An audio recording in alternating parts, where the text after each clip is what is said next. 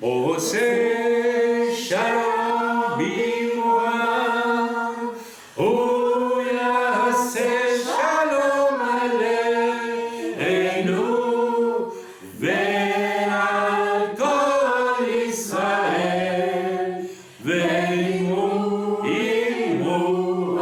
אמן. עושה שלום במרומיו, הוא יעשה שלום עלינו ועל כל ישראל, ועמו אמן.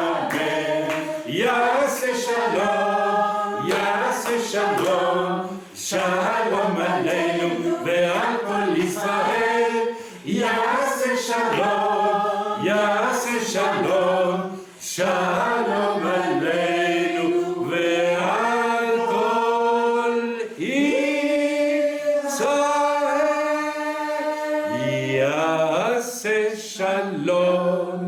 יעשה שלום, שלום עלינו ועל כל ישראל. אמן. Torrent d'amour et de grâce, d'amour du Sauveur en croix, à ce grand fleuve qui passe, je m'abandonne et je crois à ton sacrifice, ô Jésus, agneau de Dieu, et couvert par ta justice, j'entrerai dans le saint lieu. Vous vous rendez compte de ce que nous avons chanté? Allez, torrent d'amour et de grâce. Très peu de gens aujourd'hui éprouvent, connaissent, vivent ce moment de la rencontre avec Dieu, où Dieu se révèle à nous avec des torrents d'amour et de grâce. Attention, grâce veut dire ici pardon. Et ils n'expérimentent pas cela aujourd'hui beaucoup parce que, comme le dit l'Écriture, l'amour du plus grand nombre se refroidit dans ces temps de la fin. Et l'on ne cherche plus Dieu de tout son cœur. Donc on ne peut pas recevoir même le pardon de nos fautes. Parce que vous pouvez demander pardon pour vos fautes de la bouche et le refuser du cœur. Mais Dieu regarde à vos cœurs. Dieu regarde toujours à nos cœurs. Les pharisiens faisaient de grandes prières. Quand j'étais jeune, jusqu'à 15 ans, j'étais dans l'église catholique, les prêtres faisaient de grandes prières, de grandes chansons. Cantum ergo sacramentum. Et ça partait, oh là là.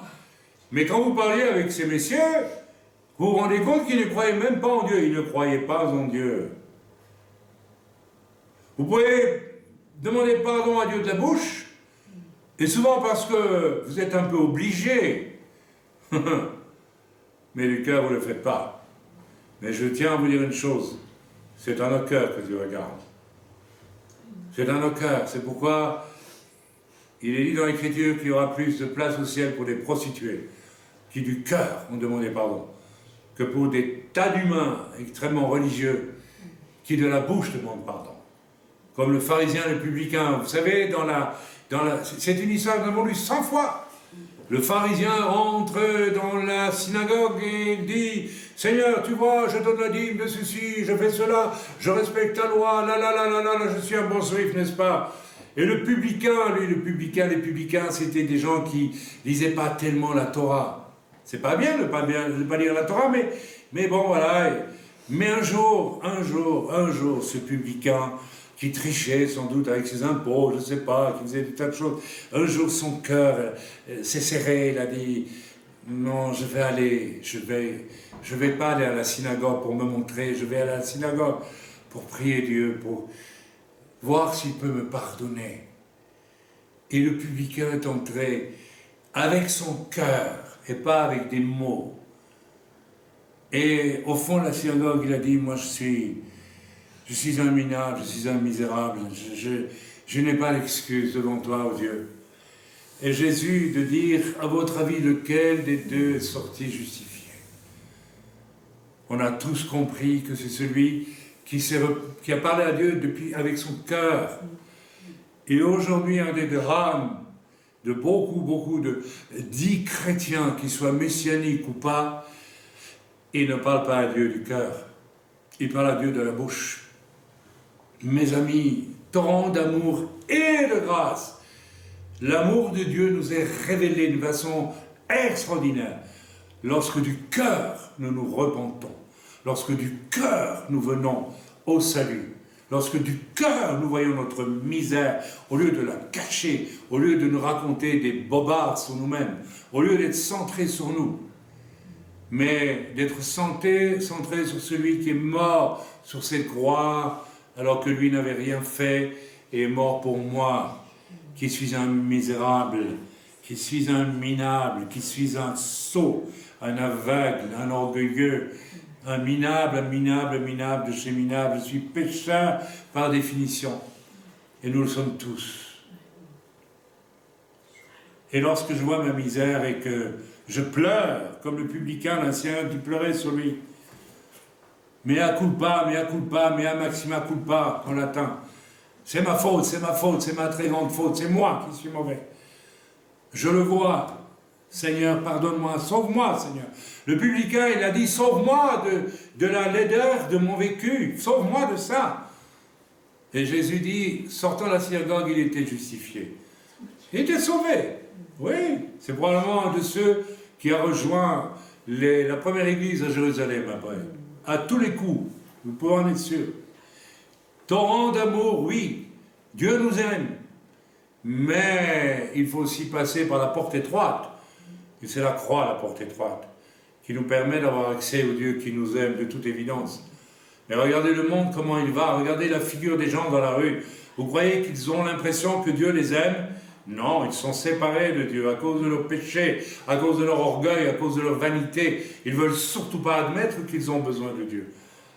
Et lorsqu'il y a quelque chose qui va mal, ils disent, mais si Dieu existait, il ne permettrait pas ceci. Alors que ce sont les hommes qui font le mal, eux-mêmes font le mal.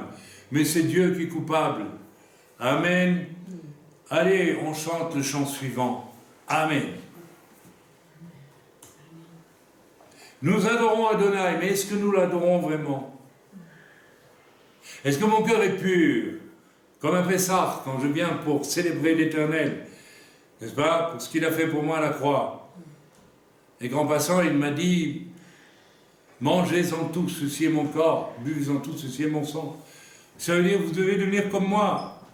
La vraie conversion, vous devez devenir comme Jésus lui-même. Allez, il faut arrêter de jouer au christianisme. Pour pas mal de gens, j'espère que les gens vont écouter ça. Maintenant, on est à 11 000 personnes qui viennent écouter mes messages. Eh bien, tant mieux. Tant mieux. Il paraît que même en Inde, il y a des... Eh bien, tant mieux. Parce qu'on a besoin de revenir vraiment au fondamental. Nous adorons Adonai, nous adorons El Shaddai. Mais si c'est juste des mots, si c'est pas quelque chose qui brûle dans mon cœur, ben je suis rien du tout. Je suis un gars qui chante, une femme qui chante à l'église. C'est tout. Nous adorons Adonai. Nous adorons El Shaddai. Nous élevons ton grand nom. Nous te louons, Seigneur. D'un même cœur pour le Seigneur, le Créateur du vrai bonheur. Tu es glorieux, mon roi. garde-moi ton serviteur. Père, je veux que ta joie demeure, car c'est en toi que je veux être éternellement. Nous adorons Adonai, nous adorons El Shaddai, nous élevons ton grand nom, nous te louons, Seigneur. Oh, nous l'Adonai qui t'aime, qu'il est Olam Razo. Oh, nous l'Adonai qui t'aime, qu'il est Olam Razo. Oh, l'Adonai qui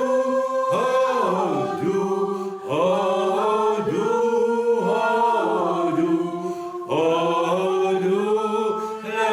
L'Adonai qui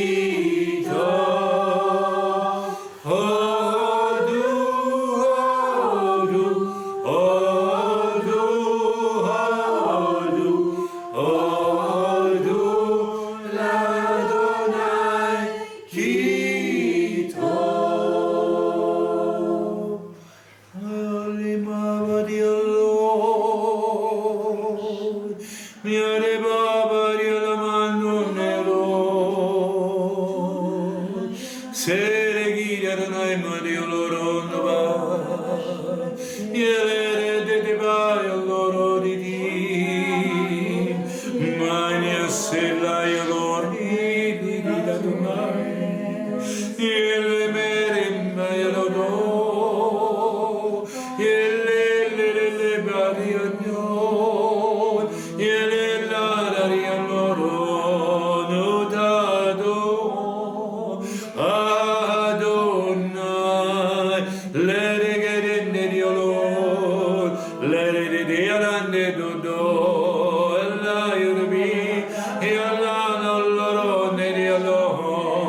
Adonai, Adonai, Adonai, Adonai, boy, Edibi, and your ho, ever Yashen,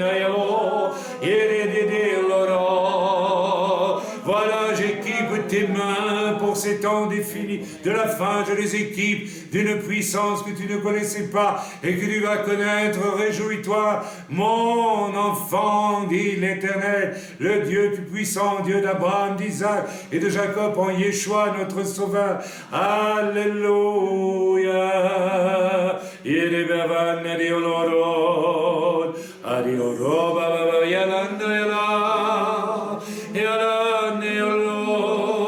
Adorons-le, adorons-le de tout notre cœur. Ne soyons pas, alléluia, ne soyons pas tièdes, alléluia.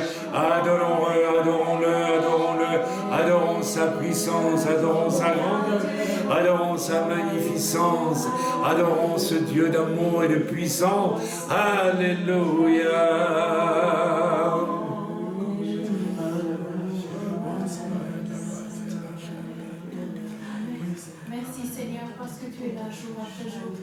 Priez fort quand vous priez, s'il vous plaît, que tous vous entendent. Parce que, Seigneur, tu es chaque jour avec nous, Seigneur. Merci parce que tu es mon soutien, jour après jour, et tu es là, Seigneur, chaque jour, Seigneur. Et je te remercie pour ton amour, Seigneur, ta bonté, Seigneur, ta patience, Seigneur. Merci, Seigneur. Amen. Oh, Seigneur, bénis ma sœur. Alléluia, tu connais tout son vécu, tout ce qu'elle souffre, tout ce qu'elle endure. Je te prie de la soutenir, de l'accompagner.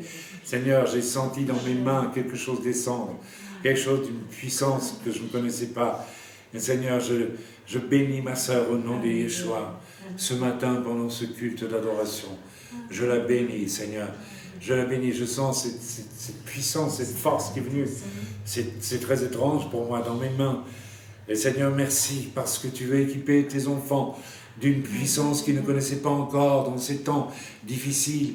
Tu permets des épreuves terribles. Nous avons connu depuis 1 an et demi des épreuves terribles. J'ai connu une épreuve terrible et je t'en remercie, oh Dieu, parce que j'ai vu combien tu as resserré les choses de mon esprit, de ma pensée, de mon cœur, de ma consécration, de mon cœur, de ma vie, Seigneur. Tu as resserré tout cela vers une autorité plus grande, pas une autorité d'homme, mais quelque chose qui vient de toi. Seigneur, je bénis ma sœur ce matin. Je bénis ma sœur ce matin. Sois visitée, fortifiée, visitée ce matin par l'Esprit de Dieu, par l'Esprit Saint qui te visite ce matin, qui te fortifie, qui te remplit de la tête aux pieds, au nom de Yeshua, au nom de Jésus. Amen. Seigneur, tu visites mon frère Fabio, qui a été attaqué dans sa santé. Tu visites ma sœur Irène, la sœur la plus âgée parmi nous, qui a été attaquée, Seigneur, par des puissances mauvaises. Alléluia, qui voulaient la faire périr, alors que ce n'est pas le temps pour elle de rejoindre sa place auprès du Seigneur. Seigneur, nous te remercions parce que tu nous fais vivre. Tu vas nous faire vivre, Seigneur, au prorata de ce que toi tu es, de ce que tu veux être, à travers nous, autour de nous. Merci, Père. Au nom de Yeshua. Amen. Amen. Amen. Je louerai l'Éternel. On va le chanter. J'aimerais que vous chantiez en réfléchissant à chacun des mots que vous prononcez. Quelquefois, j'entends les gens chanter, je dis c'est laid comme tout. Ils ne pensent même pas ce qu'ils disent. J'aimerais qu'on chante ça en méditant presque, en chantant chaque mot. Je louerai l'Éternel de tout mon cœur. Et pas je louerai l'Éternel. Non, s'il vous plaît. C'est à Dieu qu'on parle. Je louerai l'Éternel de tout mon cœur. Je raconterai toutes tes merveilles. Je chanterai ton nom. Je témoignerai. Je louerai l'Éternel de tout mon cœur. Je ferai de toi le sujet de ma joie. Alléluia. Je ferai de toi le sujet de ma joie. Je raconterai toutes tes merveilles. Comment? En chantant au culte? Non, toute la semaine. En parlant de lui, en racontant qui il est, en racontant ce qu'il a fait pour moi, ce qu'il a fait pour mon frère, pour ma soeur, en donnant envie aux gens de connaître ce Sauveur. Alors parfois on doit y revenir à 2 fois, 3 fois, 4 fois quand on témoigne, mais ça ne fait rien. Le Seigneur fait son travail. Semer, semer, semer, semer, semer, semer. Nous avons entamé une ligne de témoignages autour de nous. Nous avons eu 2 décisions pour le Seigneur la semaine dernière. Alors maintenant il faut prier pour ces nouveaux convertis, parce qu'il n'y a rien de plus fragile, il faut le dire, qu'un nouveau converti. Et voilà, prions qu'ils ne deviennent pas des convertis d'apparence, mais qu'ils soient des convertis de cœur. Je ne méprise pas, je ne juge pas. J'ai vu l'expérience, beaucoup de convertis d'apparence et pas de cœur. Alors prions pour que Dieu sauve des gens, n'est-ce pas, en passant par leur cœur et pas par des apparences religieuses. Amen. Amen. On va s'arrêter là. Le Seigneur me guide ainsi, donc j'obéis au Seigneur. Et j'ai été très heureux de louer le Seigneur en langue. Voilà, si quelqu'un a reçu une pensée de Dieu, une parole de Dieu pendant qu'on louait le Seigneur, qu'il puisse immédiatement se faire connaître, mais pas à la fin du culte, c'est maintenant. Il y a des gens qui viennent vous trouver après le culte, ah oui, mais j'avais reçu, non, mais c'est trop tard. Personne n'a rien reçu, ni parole de connaissance, ni prophétie, ni rien du tout, ni parole de sagesse ou autre. Très bien. Merci Seigneur. Nous allons aller dans la parole de Dieu. Le message que j'ai aujourd'hui pour moi est un message royal parce qu'il va parler d'un roi. Le titre du message est provocateur, mais pas tout à fait provocateur quand même.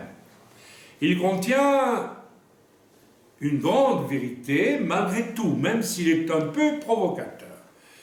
Mais vous savez, Jésus était provocateur. Quand vous écoutez certaines de ses paroles, les gens se disent, mais qu'est-ce qu'il raconte là? Il va loin, il va fort quand même. Hein? Mais il faut savoir être, quand Dieu le montre, quand Dieu le décide, il faut savoir être provocateur. Le titre du message sera « Le retour du roi Jésus ». De Jésus. Soit nous atomisera, nous détruira. Attendez avant de crier et dire non, c'est pas biblique. Attendez. Attendez. Ou bien nous ont été transfigurés et nous ne serons pas détruits. Alors vous allez me dire, mais d'où est-ce qu'il tire tout ça, notre frère Frey? Mais on voit dans l'Écriture. Nous savons tous que dans le judaïsme, je ne vois plus qu'une seule famille, là, les autres, je ne les vois pas. Enfin bon, peut-être tu pourras rétablir ça, Arnaud. Voilà, ils sont revenus. Pardonnez-moi, je parle à tous ceux qui nous suivent par Skype. Et puis, voilà. Donc, dans le judaïsme le plus classique, on dit que le Messie a deux, eux, ils vont dire deux apparences. N'est-ce pas? En réalité, il y a deux venues du Messie. Le premier Messie est appelé dans le judaïsme le Messie fils de Joseph, Ben Yosef, n'est-ce pas? Et Joseph, c'est ce patriarche qui a souffert au-delà de tout pour le salut de ses frères. On connaît tous l'histoire, n'est-ce pas, de Joseph, qui a vécu des choses abominables, d'injustice tout au long de sa vie, mais tout au long, hein, alors qu'il était choisi comme le fils préféré de son père. Le père de Joseph s'appelait comment? Yaakov. Amen. C'était le fils préféré. Tout de suite, nous pensons à un autre fils, n'est-ce pas, qui est fatalement le fils préféré, puisqu'il n'en a qu'un, c'est Yeshua, le fils de Dieu. Amen. Eh bien, ce fils préféré de Yaakov, qui s'appelait Yosef, va passer par une série phénoménale de galères où il va devoir souffrir et pardonner et souffrir et pardonner et souffrir et pardonner. Et à la fin, il ne sera pas utilisé par Dieu pour juger ses frères, qui seront les premiers à le faire souffrir. On connaît tous l'histoire, hein? Mais il va être utilisé pour le salut de ses frères, sur un plan terrestre, puisqu'ils sont dans la famine, ils vivent une famine, et Yosef va leur fournir de quoi. Alors c'est une image très claire. Dans un de mes livres, j'ai fait la comparaison entre Yosef et Yeshua, et on voit très bien, à chaque étape de la vie de Yosef, on a une étape qui ressemble, qui annonce prophétiquement une étape de la vie de Yeshua, de Jésus. Donc, le Messie Ben Yosef, nous voyons, nous, que c'est Jésus qui a incarné le Messie de souffrance pour notre salut, prenant sur lui la punition, la colère de Dieu. La punition, il a été puni, il a été même rejeté de Dieu, parce que nous étions rejetés par Dieu. Nous étions séparés de Dieu. Donc, il a fallu que d'abord, il paye pour nous toutes nos fautes, dans des douleurs spirituelles, morales et physiques inouïes, absolument inouïes. Et en plus, comme nous étions séparés de Dieu, il a fallu que lui-même soit abandonné de Dieu, comme Joseph va être abandonné de Dieu dans la prison en Égypte. Vous connaissez l'histoire. Abandonné. C'est à ce prix-là que la colère de Dieu s'est arrêtée sur toute personne qui reconnaît que Jésus, n'est-ce pas, l'a sauvé. Mais pas seulement de la bouche, du cœur, s'il vous plaît. S'il vous plaît. S'il vous plaît. Ok, donc cette première manifestation du Messie a eu lieu, il y a 2000 ans à peu près maintenant, et dans le judaïsme on parle aussi du Mashiach, du Messie, ça veut dire loin, royal, le Mashiach ben David, par référence au roi David. Donc le Messie qui vient après le Messie ben Yosef, Messie de souffrance, et le Messie de royauté. Et mes amis, quand Jésus revient, il ne revient plus comme le Messie ben Yosef. C'est fini. Le temps de la grâce s'est accompli largement. Il revient. Et il revient pour juger. Et pour détruire tout ce qui est à détruire sur la terre. Et il y aura beaucoup. Avant d'installer gentiment avec ceux qui ont été enlevés au ciel et qui reviennent avec lui, et avec les anges, sur la terre, un royaume de paix de 1000 ans, dont la Bible nous parle, il va d'abord devoir nettoyer la terre.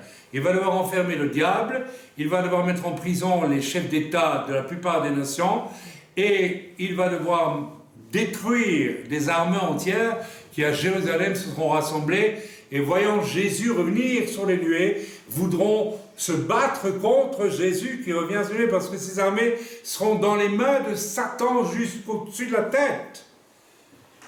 Nous n'avons pas une compréhension ni une perception très claire de tout ça, et c'est une erreur, parce que cette chose qui va se passer est en train de s'approcher très vite maintenant. Alors nous allons lire un petit peu quand même dans l'Écriture, dans Apocalypse. Nous reviendrons dans Luc ensuite. Je vais baser mon message aujourd'hui sur Luc 17, où il y a des choses très importantes que nous allons décrypter. Mais nous allons lire en Apocalypse 19, et cette fois, pas en disant « ouais, c'est chouette, Jésus revient, on aura un millénium de paix », on va voir par quoi ça va commencer. Et c'est pas tendre. Ça ne peut pas être tendre. Quand vous voyez ce qui se passe en Ukraine aujourd'hui, je ne porte pas de jugement, il y a des exactions des deux côtés, semble-t-il. Bon, mon but, mais vous croyez que Jésus peut venir et ne pas juger ces choses-là? Mais je pense que les gens qui ont commis ces horreurs, Dieu peut leur pardonner, mais à condition qu'ils se repentent. Et s'il n'y a pas de repentance, vous savez, là, ça va être la destruction totale. On n'en parle jamais de ça. On est tout le temps en train de se dire, vous savez, le christianisme des 30 dernières années, c'est un christianisme d'apothèque, de pharmacie. Il y a toujours un petit médicament pour arranger les choses. Hein? Non, les amis. Il n'y a pas de médicament pour arranger les choses. C'est blanc ou c'est noir avec Dieu. Je sais qu'on vit dans un monde tout gris aujourd'hui, où le noir passe pour du blanc et le blanc pour du noir. Mais pour Dieu, ça reste blanc et le noir est noir. Monsieur, il voit ta bouche qui confesse Jésus-Christ, mais il voit ton cœur. Il ne confesse que toi et ta personne, et rien d'autre. Et tu ne peux pas tromper Dieu. Lisons à présent dans Apocalypse chapitre 19, versets 11 à 21. Voilà. Alors, on lit ensemble. « Je viens bientôt. » C'est Jésus qui parle. « Retiens ce que tu as, afin que personne ne prenne ta... » C'est Apocalypse... Ah, mais je me suis... Ben, c'est pas mal, je suis dans Apocalypse 2, je me suis trompé. 3, pardon. « Je viens bientôt. » Ben voilà, je me suis trompé, mais le Seigneur déclare « Je viens bientôt. » Le tout est de savoir comment il vient. Est-ce qu'il vient avec des brancards pour nous dire « ça va pas trop mal, reposez-vous, je vais vous soigner, on va faire une petite cure d'âme, oh, tu vis dans l'adultère, mais on comprend, t'es pas marié, tu viens à l'église, allez, on comprend, ça va s'arranger. » Non, Jésus ne reviendra pas comme ça. Jésus revient, Apocalypse 19, cette fois on y arrive, pardonnez-moi. Et qu'est-ce qu'il est dit dans Apocalypse 19? Il est dit ceci au verset 11 à 21. On lit ensemble. Voilà. Et la bête qui était et qui n'est plus est elle-même Apocalypse, mais je me suis... 19, voilà, je suis à Apocalypse 19. Décidément, Chaim, tu vieillis. Et tu confonds tout, c'est grave. Mais moi j'ai une excuse, hein. 73 ans, et puis un peu malade ces temps-ci. Voilà, on y est au verset 11. Je lis. Puis je vis le ciel ouvert. Le ciel ouvert. Si le ciel s'ouvre, c'est pas pour faire descendre des plumes d'ange ou des dorures dans des rayons charismatoques. C'est pour la justice de Dieu qui vient. Et qui accompagne celui qui vient comme un roi. Récupérer ce qui lui appartient. La terre et nos vies lui appartiennent tous. Tu ne veux pas qu'il règne sur toi, tu vas être détruit. C'est tout. C'est fini. C'est fini. Mais oui. Celui qui le montait s'appelle fidèle et véritable. Ah, au moins, c'est Jésus. Et il juge et combat, et il juge. Il juge et il combat avec justice. La première fois il est venu comme Mashiach ben Youssef, il a déjà, d'une certaine façon, jugé le mal qu'il rencontrait, mais il ne l'a pas combattu. Il s'est laissé crucifier par ceux qu'il jugeait mauvais. Mais là, il vient, il juge et il combat. Il va se battre. Il va frapper. Quand on prêche ça, certains cas disent oui, mais Jésus n'est pas violent. Ouais, tu ne comprends rien du tout à la parole de Dieu, toi. Pour mettre au pas cette terre complètement corrompue, il faudra vraiment pas un Messie qui viendra comme une image pieuse. Vous savez, quand j'étais jeune homme, j'étais catholique, bien d'origine juive, mais qu'importe, c'est un détail. Et dans nos missels, il y avait des images pieuses. Première communion, deuxième communion. Alors on était là sur l'image avec un cierge. Gentil garçon. Et puis 2 ans après, on commençait déjà à boire et à faire n'importe quoi. Hein. Un gentil garçon. Un gentil garçon. Ses yeux étaient comme une flamme de feu. Et oh, une flamme de feu. Sur sa tête étaient plusieurs diadèmes. Plusieurs diadèmes. Qu'est-ce que ça représente, les diadèmes, ici? C'est toutes les victoires et toutes les choses bénies qui ont été pratiquées par ses serviteurs pendant toute l'histoire de l'humanité. Avant Golgotha et après Golgotha. Et comme toutes ces œuvres ont été faites au nom de Jésus, à travers la puissance du Saint-Esprit envoyé par Jésus, les diadèmes lui reviennent à lui. Amen. Donc ça veut dire que la totalité des œuvres qui devaient être accomplies avant que Jésus ne revienne pour juger la terre, c'est accompli. Viendra un jour, nous ne pourrons plus rien faire. D'ailleurs, l'Écriture le dit, le jour vient, nous ne pourrons plus travailler pour le Seigneur sur la terre. D'une part parce que les ténèbres, ils sont trop grandes, et puis parce que le plan de Dieu est accompli. Même pour les œuvres accomplies, à travers nous, qui sommes ses serviteurs. Waouh! Il avait un nom écrit que personne ne connaît, si ce n'est lui-même. Notez que à celui qui est vainqueur, il est marqué dans une des lettres à une église de l'Apocalypse, celui qui vaincra, je lui donnerai un nom nouveau qui est le seul à connaître. Et certains entendent ce nom et le reçoivent, vraiment. Absolument. Même aujourd'hui, on peut le recevoir. Bon, alors on ne commencez pas à courir après ça. C'est Dieu qui vous le donnera quand il estime que vous êtes un vainqueur. Ou si vous n'êtes pas un vainqueur, vous pouvez courir après le nom nouveau, vous ne l'aurez jamais. Vous l'inventerez, mais vous ne l'aurez pas. Yeshua a un nom nouveau. Je me réjouis d'être en communion un jour avec Yeshua quand il reviendra, et peut-être ils me disent, voici mon nom nouveau, voici ce que ça veut dire. Peut-être c'est l'Éternel a vaincu toute chose, l'Éternel vient pour couronner sa création, l'Éternel, je ne sais pas. Lui, il le sait. Et il était revêtu d'un vêtement, aïe, aïe, aïe, aïe, aïe, teint de sang. Quel sang? Pas le sang de la croix. Le sang des choses qu'il juge. Vous voyez, il va faire mourir des gens. Prenez-le comme vous voulez. Il ne s'est pas piqué à une épine et il a un peu de sang. Non. Ses vêtements sont teintés de sang. Ça veut dire qu'il y a un jugement terrible qui vient avec beaucoup de morts. Son nom est la parole de Dieu. Bon, on sait ce que ça veut dire, n'est-ce pas? Les armées qui sont dans le ciel le suivaient sur des chevaux blancs revêtus d'un fin lin blanc pur. Ce ne sont pas nécessairement des anges ici. Les anges ne sont pas revêtus d'un fin lin blanc et pur, puisqu'ils sont purs. Ce sont des gens qui ont été revêtus d'un vêtement blanc, saint et pur, qu'ils n'avaient pas à un moment, mais qu'ils ont eu à un autre moment.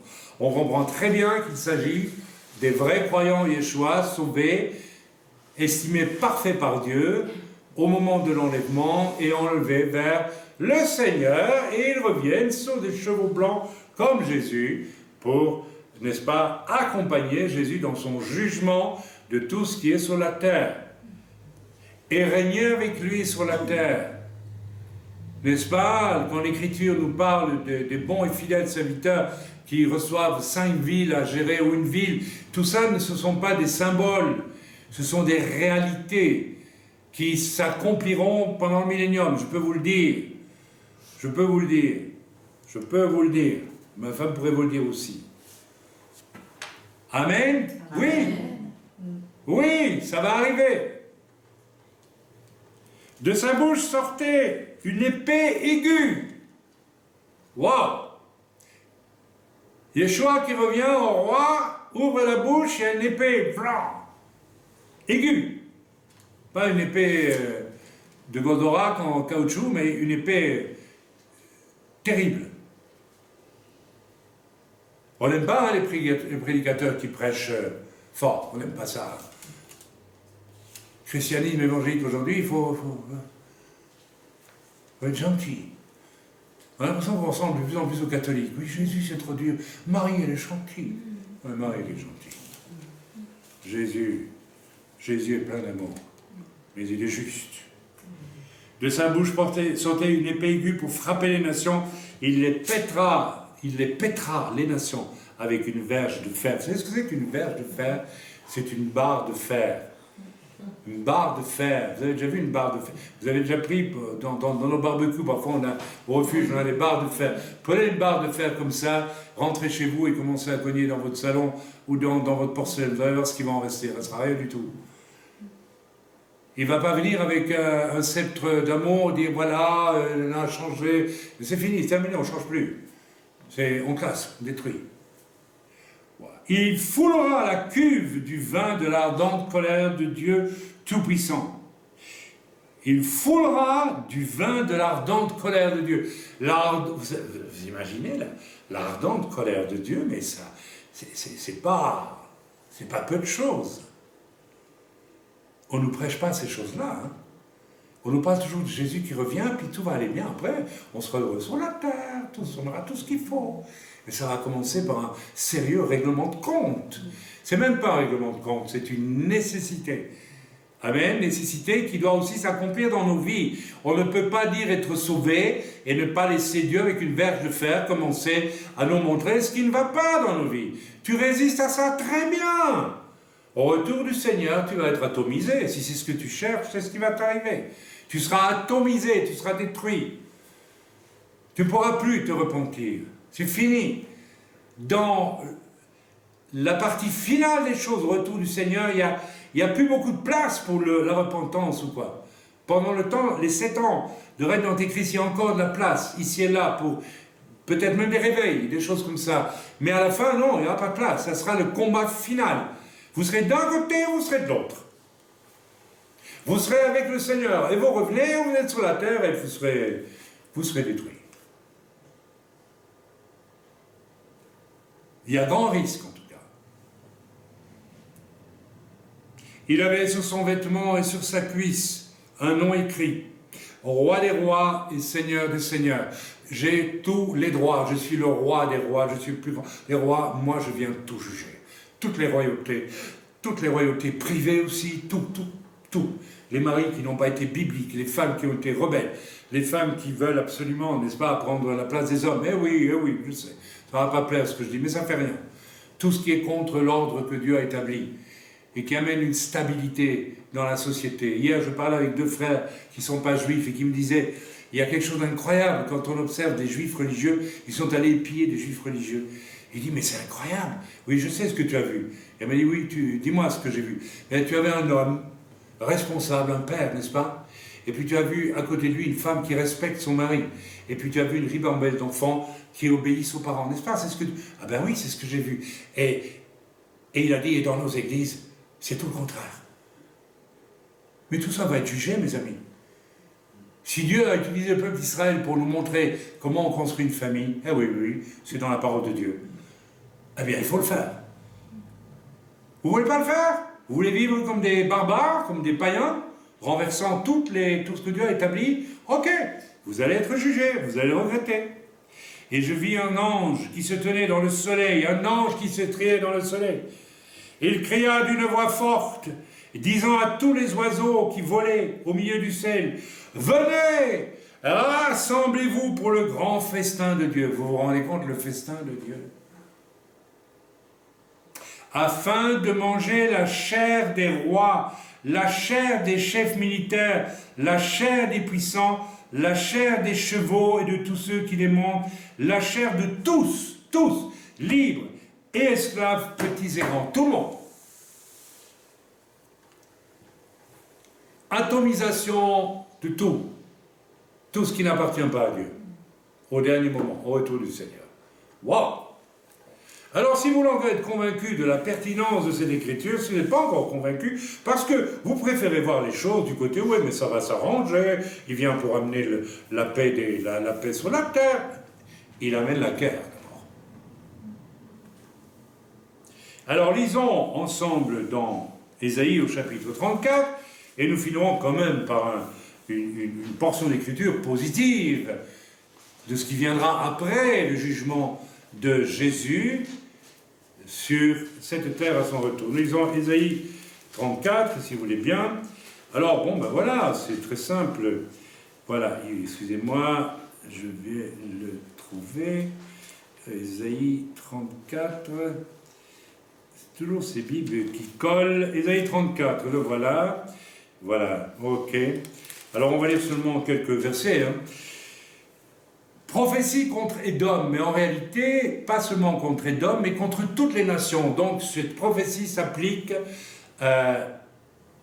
plus que probablement, et j'en suis convaincu, à ce qui va se passer au retour du Seigneur.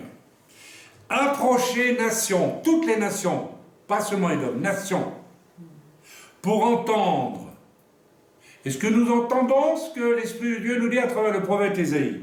Que la terre écoute, toute la terre, elle et tout ce qu'il a rempli, Ça veut dire tout.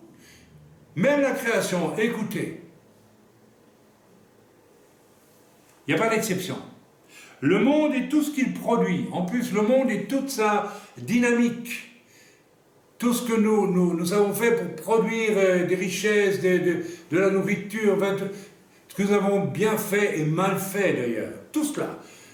Ça veut dire que Dieu vient même juger la manière dont la terre a été gérée par nous, nos ancêtres, depuis Adam, partout. Il vient tout juger. Oh, c'est sérieux. Avant de tout recommencer à zéro, lui. Il n'y en a pas un seul d'entre nous qui est digne de savoir comment gérer vraiment la terre. Vous savez, les écologistes, aujourd'hui, c'est un grand mensonge. C'est présente que l'homme peut trouver les solutions. C'était la même chose à la Révolution française. Ce n'est plus les lois de Dieu qui comptent, nous allons créer l'homme parfait. Alors maintenant, ils vont créer la terre parfaite, tu parles. Ouais, ils sont pécheurs jusque-là, mais ils vont créer la terre parfaite. C'est un mensonge. Le monde est tout ce qu'il produit, car la colère de l'Éternel va fondre sur toutes les nations. Et sa fureur, rendez-vous compte, sur toute leur armée, il les voue à l'extermination. Ce n'est pas Abraham qui le dit, c'est Ésaïe qui a dit cela. Il les livre, oh là là, au carnage. Le carnage de Dieu, mes amis. Mais c'est écrit, un carnage. Vous savez ce que c'est qu'un carnage? Vous voyez les images de ce qui se passe en Ukraine, ce sont des carnages. C'est un carnage comme ça qui vient, sur tout ce qui est mauvais sur la terre. Tout ça sera détruit. Carnage. Leurs morts sont jetés, hein? Leurs morts sont jetés. Leurs cadavres exhalent la puanteur et les montagnes se fondent dans leur sang. Oh là là. Moi je vous dis, alors là, comment les montagnes vont-elles se fondre dans le sang? On va le voir tantôt. Vous savez que dans Luc, le passage qu'on va lire, il est question de guerre atomique. Et je crois que on va vers un temps de guerre atomique terrible, mais je crois que l'atome de la colère de Dieu, c'est encore pire.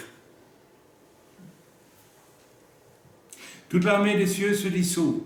Toute l'armée des cieux se dissout. C'est-à-dire tout ce qui est corrompu dans le monde céleste par le diable et Satan, tout ça va tomber.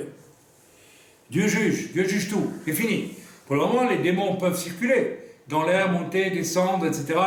Et puis, on voit même dans l'histoire du pauvre Job que Satan lui-même se présente devant Dieu, n'est-ce pas? Mais là, c'est fini, terminé. C'est fini. Toute l'armée des cieux se dissout, les cieux sont roulés comme un livre, etc., etc. Et voilà. Voici, elle va descendre. Ça, c'est bon. Mon épée s'est enivrée dans les cieux. Voici, elle va descendre sur Édom, sur le peuple que j'ai voué à l'extermination pour le châtier. L'épée de l'Éternel est pleine de sang, couverte de graisse, etc., etc., etc. Alors, ce passage, pour moi, s'applique au retour du Seigneur et aussi à la fin du millénium, lorsque le diable sera libéré, parce que Dieu voudra tester l'humanité encore une fois, et donc Dieu juge, les hommes se rebelleront de nouveau contre Dieu, et Gog et Magog remonteront à l'assaut de Jérusalem, comme se prépare à le faire prochainement la Russie, avec l'Iran, probablement la Turquie, et quelques autres pays nommés dans l'Écriture, nous les connaissons. Amen. Ok, lisons à présent Ésaïe 32, un passage que j'affectionne énormément. Alors, le règne futur de paix et de justice, c'est le titre dans ma Bible. Alors, le roi régnera selon la justice. Ouf! Le roi, qui est le roi? Ben, c'est Yeshua. Il n'y en a pas d'autre. Il n'y en a pas un seul qui est capable de régner selon la justice. Il n'y a pas un roi. Je suivais l'autre jour, je ne veux pas l'accabler, je ne veux pas le juger, mais une histoire enfin, je regardais sur 5 minutes comme ça, une émission, n'est-ce pas, d'une Africaine qui vient témoigner qu'elle a eu un enfant avec le prince de Monaco, et alors voilà, etc. Enfin bon, et puis il y a toute une histoire entre eux. Et puis le prince de Monaco, finalement, il a reconnu l'enfant qui est métissé à côté de ses autres enfants, et tout. Mais, alors j'ai rien contre le fait qu'ils soient métis, c'est pas ça, mais tout ça c'est normal, quoi. C'est normal, il est la tête de Monaco, et puis on sait très bien tout ce qui se passe là-bas, et ce qui se passe dans notre maison royale. Notre ex-roi Albert en Belgique a dû reconnaître qu'il était père d'une jeune femme en Angleterre. Il a dû le reconnaître. Probablement qu'il y en a d'autres. Donc c'est voilà, comment voulez-vous, qu'il juge avec justice. Mais là il est dit, alors le roi régnera selon la justice, et les princes gouverneront avec droiture. Qui seront les princes? Qui seront les princes? Les élus d'Israël qui ont connu le salut en Yeshua avant même que Yeshua n'arrive, et aussi tous ceux qui reviendront avec le Seigneur et qui auront été enlevés et qui reviendront avec le Seigneur. Alors il y aura probablement certains apôtres et aussi des gens tout simples qu'on ne connaît pas aujourd'hui, mais qui auront, n'est pas des titres de prince pour gouverner avec droiture. Chacun d'eux sera comme un abri contre le vent, si ce n'est pas magnifique ça. Donc tous ceux qui dirigeront la terre seront comme un abri, des protecteurs. C'est des gens qui sont capables de venir vers vous, de vous prendre par l'épaule, de dire voilà, je m'occupe de toi, etc. Vraiment. Et non pas des politiciens qui disent venez à mon cabinet, vous plaindre, et puis je vais arranger les choses en trichant un petit peu avec la police, et puis je vais arranger votre problème. Non, c'est pas ça. Pour être des vrais protecteurs. Des êtres aimants et protecteurs, des êtres qui ont du cœur et qui savent aimer, qui ne sont pas indifférents au malheur d'autrui, comme on le voit aujourd'hui, si facilement. Des hommes qui n'ont pas un cœur de chien, mais qui ont un cœur de chair, qui savent aimer, qui savent protéger. Amen. Et un refuge contre la tempête, etc., comme des courants d'eau dans un lieu desséché, comme l'ombre d'un grand rocher dans une terre altérée. J'ai donné plusieurs fois un message, parce que nous avons là les 5 ministères qui sont représentés. Ça veut dire que pendant le millénium, ce sont des hommes avec les qualités des 5 ministères, selon la nomenclature de Paul dans la Bible, qui seront, et d'autres qui seront, ce seront des princes qui gouverneront avec les qualités des 5 ministères. C'est extraordinaire, c'est génial. On peut le dire. J'aime pas trop employer le mot génial, parce qu'on dit génial pour tout maintenant. C'est un peu dommage. Bien, je vous ai lu ces choses. Donc après que le Seigneur sera revenu et aura jugé sévèrement tout ce qui est à juger sévèrement, eh bien, commencera, oui, ce règne de paix. Bien, nous allons maintenant dans le message proprement dit, parce que je n'ai pas encore commencé. C'était l'introduction, rassurez-vous, pour ceux qui n'aiment pas les messages trop longs. Eh bien, parce que votre cœur ne brûle pas pour le Seigneur. Moi, il m'est arrivé de prêcher dans une convention de l'Assemblée de Dieu au Togo.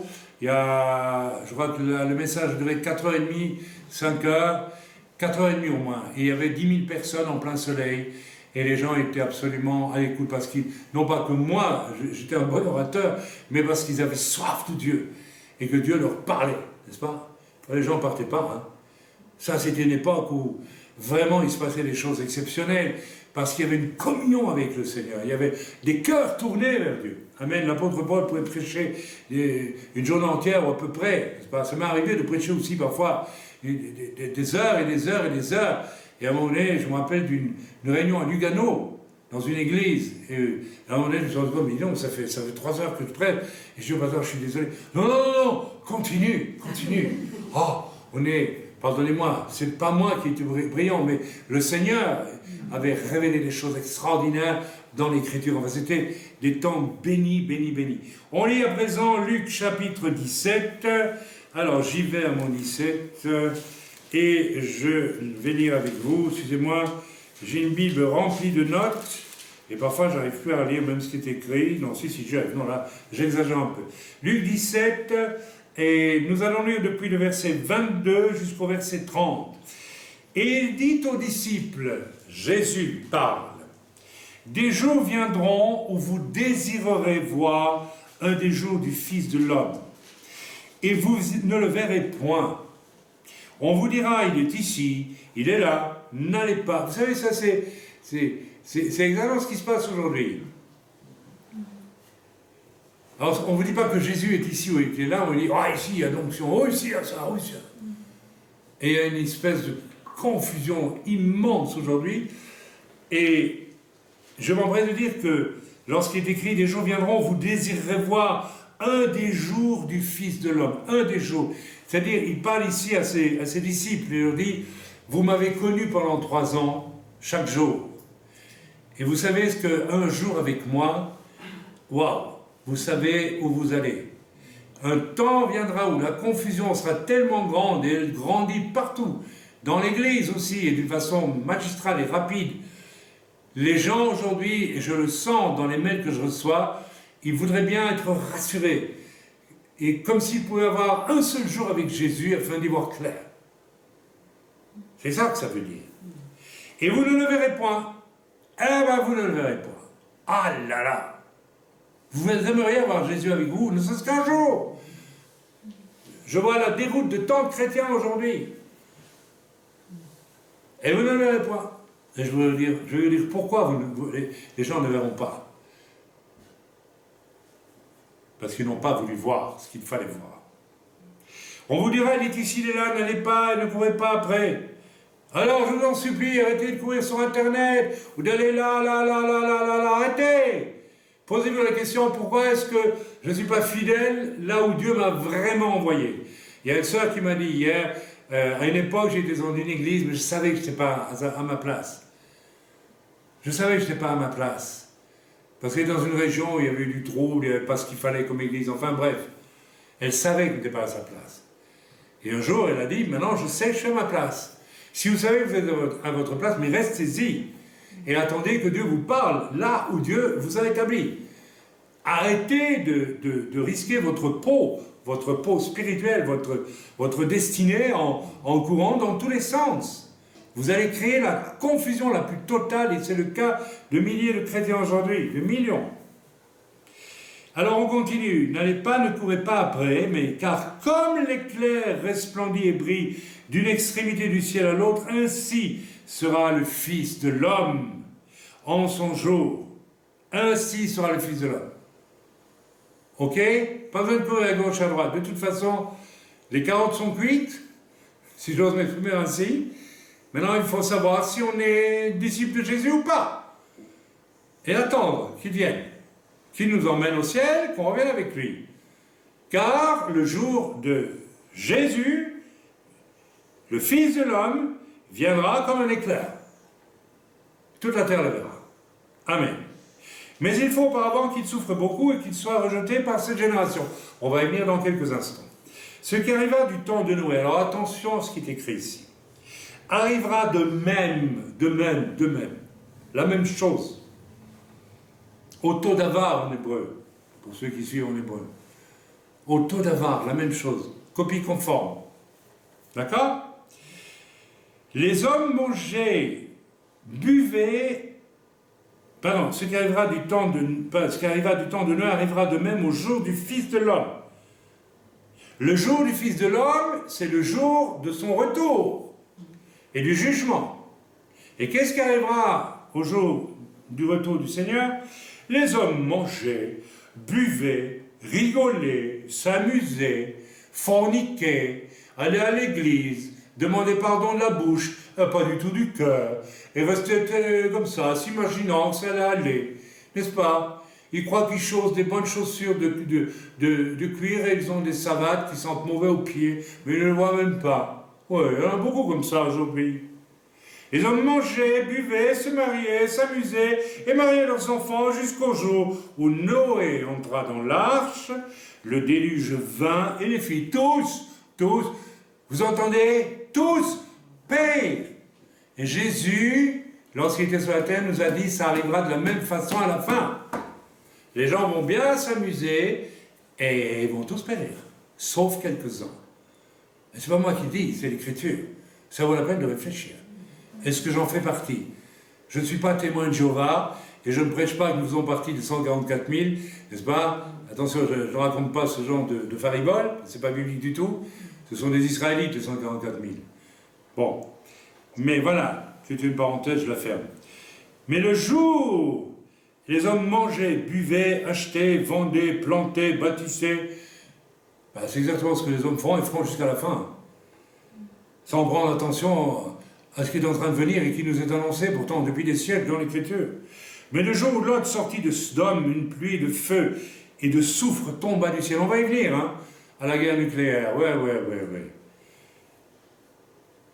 Et les fit tous périr. Il en sera de même le jour où le Fils de l'homme paraîtra. Pour moi, en bon français, degré premier de l'Écriture, il en sera de même, ça veut dire qu'il y aura une pluie de feu et de soufre.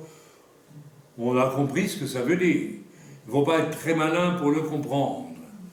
Je ne donnerai même pas la réponse, je suppose qu'elle vient dans votre esprit. J'ai regardé hier les nouvelles, n'est-ce pas, sur France 2, je ne sais plus quoi, et puis je voyais que Poutine envisageait, déclare qu'il va envoyer une bombe atomique sur Londres, sur Paris, une bombe qui peut détruire toute la France en une fois. Ah, mais il ne le fera pas. Mes amis,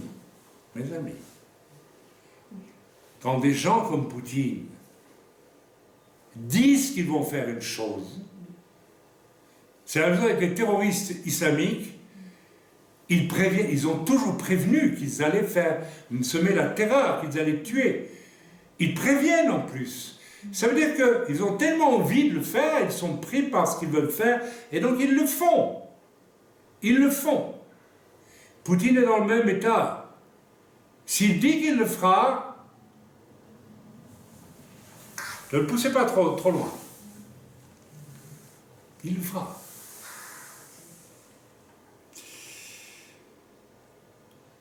En ce jour-là, que celui qui sera sur le toit et qui aura ses effets dans la maison ne descende pas pour les prendre, et que celui qui sera dans les champs ne retourne pas non plus en arrière. Ça veut dire en d'autres mots, c'est trop tard. Tu ne peux plus rien sauver. C'est fini, c'est fichu. Ce jour-là, c'est la fin. Il ne faut même pas que tu retournes en arrière, prendre ton manteau. De toute façon, tout va être détruit. Ce n'est pas possible. Il n'y a plus d'espace pour une patience de Dieu. C'est le temps du jugement universel qui vient sur la terre, avec le retour de Jésus. C'est ça que ça veut dire. Celui qui cherchera à sauver sa vie à ce moment-là, alors c'est intéressant, la perdra, et celui qui la perdra la retrouvera. Ça, on va prêcher là-dessus cet après-midi, sur ce verset-là. Bien, au jour ultime du retour du... Alors, nous allons les voir, pardon, n'est-ce pas, de 22 à 30, je vais commencer à commenter un petit peu. N'est-ce pas, 22 à 25, si on relit, n'est-ce pas, on voit que le Seigneur annonce des jours d'immense confusion, de troubles. Non seulement confusion spirituelle, mais à tous égards. Regardez ce qui se passe autour de nous. On nous annonce une inflation monumentale, on nous annonce des famines, rien qu'à cause d'une guerre en Ukraine. On nous prévient que le gaz va flamber, non pas en tant que tel, mais dans ses prix. L'essence, on va manquer de farine, peut-être pas cette année, mais l'année prochaine. On va vraiment vers des temps extrêmement troublés. On le voit, nous vivons cette période où tous les repères, en plus, tous les repères sont, n'est-ce pas, transformés, quasiment atomisés, retournés. Le bien est appelé mal, le mal est appelé bien. Ce qui était haïssable hier, aujourd'hui, devient normal. On le voit, je ne sais pas si vous donner l'exemple, nous savons tous. Et tous ces repères sont renversés, et beaucoup, n'est-ce pas, désireraient vivre un jour du Fils de l'homme, désireraient vivre en voyant clair dans tout ça. Et aujourd'hui, les gens sont complètement, pardonnez-moi l'expression, paumés. Et le seront de plus en plus. Et beaucoup de chrétiens sont dans le trouble aussi. Ils ne devraient pas l'être. La seule manière d'y voir clair, ce n'est pas en espérant que Jésus paraisse dans ma chambre et qu'il m'explique tout. Non, non. La seule façon qui permet de voir clair sur soi et sur le Dieu qui me sauve, m'introduit dans sa sécurité spirituelle, sa sécurité morale, sa sécurité physique, sa sécurité éternelle, n'est-ce pas? C'est, n'est-ce pas, d'être sauvé tout simplement, n'est-ce pas? Et là, nous voyons clair, celui qui a vraiment, n'est-ce pas, recherché Dieu de tout son cœur, a vu sa misère, a laissé Dieu lui montrer la laideur de sa misère, et puis lui proposer sa grâce, son pardon.